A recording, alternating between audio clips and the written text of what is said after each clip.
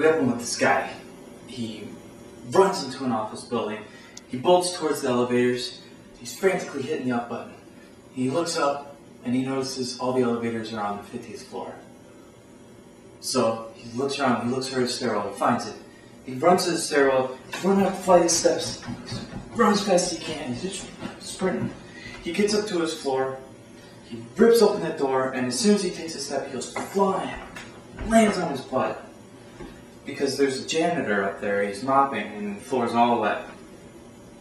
So, he gets up, he brushes himself off, straightens his tie, slicks back his hair, looks over the janitor. Janitor's kind of like, you know, giggling.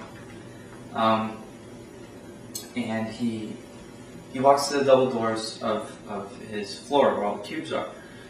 He opens them and he kind of starts to his desk. He goes and sits down in his cube and he's about to turn on the computer. And he just feels something's weird. He kind of gets up, he peers over his cube wall, and he notices nobody's there. So he steps out of his cube and he just looks like confused. I don't get it. What's going on? And behind him is this huge banner, this big banner. It says, "Happy Holidays." So we open up with a little boy.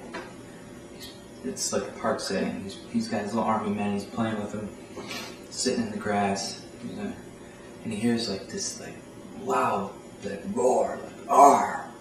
You know, like a primal animal noise.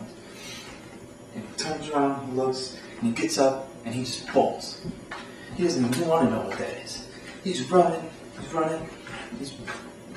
trees or branches are getting him, whipping his face, he's bobbing and weaving, and all of a sudden he trips and falls. And then he gets back up, here's the footballs getting closer, so he's just frantic now. He's just running everywhere. He doesn't even know where he's going. He's running in circles, he's running all over the place, he's just, everything's just whipping by him, it's all a blur. And then he sees his log up ahead. So he goes to jump over it, and when he leaps in there, he gets caught in there. It's like, just this like look of like shock and horror on his face. He just can't believe it. And he gets sucked back. He closes his eyes, holds his hands, and he's just like squeezing them shut. And he feels himself getting turned around. And it's his dad.